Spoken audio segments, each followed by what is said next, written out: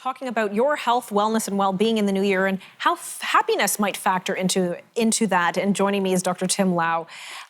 Dr. Lau, before the commercial break, you were mentioning a study that compared, bronze, silver, and gold medalists of Olympic gold medalists, and that in fact it was the bronze medalists who had the most happiness as a result. And so that seems completely counterintuitive, because I would say, well, if I didn't win gold, then I didn't win at all. Maybe I'm too competitive. But what is the justification for this?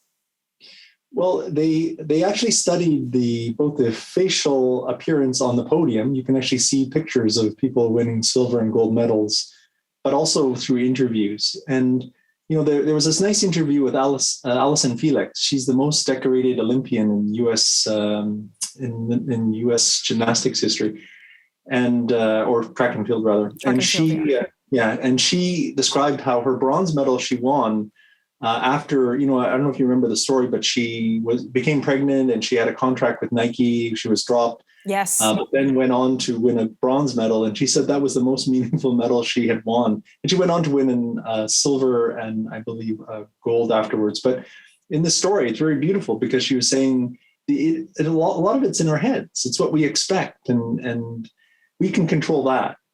From a cognitive behavioral point of view, we know that we can't control how we feel just by willing it. Right. But you can't control how you think and what you do.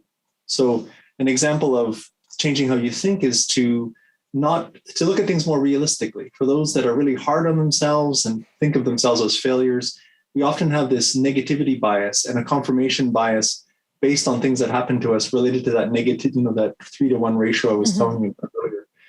So we can change also what we do. Eating and exercising are examples of constructive things that will make us feel better. But we feel like, and the thing is, we think we can just will ourselves into feeling happy, but we can't.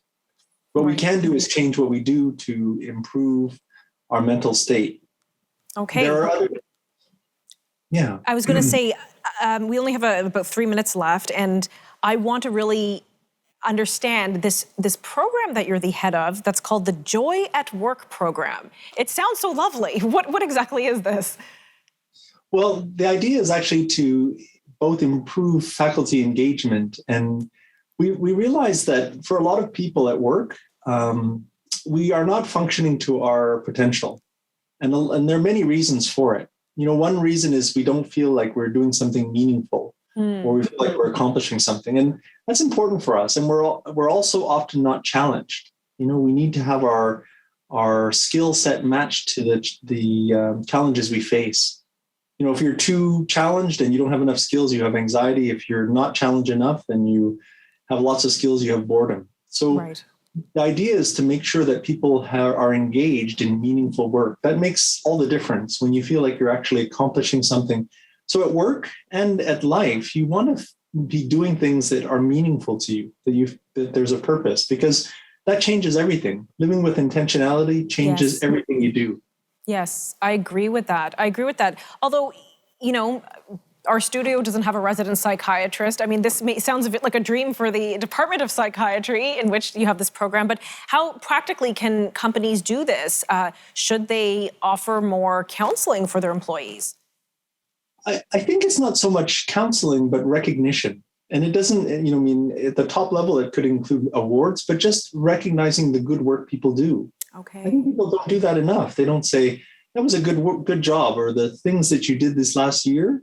Look at all that you accomplished despite COVID, for instance, or while you were at home. So I think it's just recognition of the good work people do. That's just, I think, very meaningful for us to feel like we're contributing, that we're valued. Those are, I think, parts of human nature we all want. And you can even transplant that from your work environment even to your home. How many of us, fail to thank or show gratitude or recognize our partners' contributions, or the children even? They help out emptying the dishwasher. Are we taking that moment to really look them in the eye and say, thank you, that meant so much? Absolutely. Yeah. And you mentioned transplants and hope. As psychiatrists, we often see people who don't have a whole lot of hope, and they need a hope transplant. But the same, the kind of thing is you want to let them know that there is hope. And that's also the same for our colleagues and for our work in general.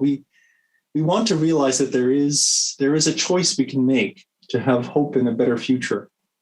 We can be constructive. And that's the antithesis of being more destructive and negative and focusing on what's broken. And rather than, we need to focus on things that unite us and that make us better.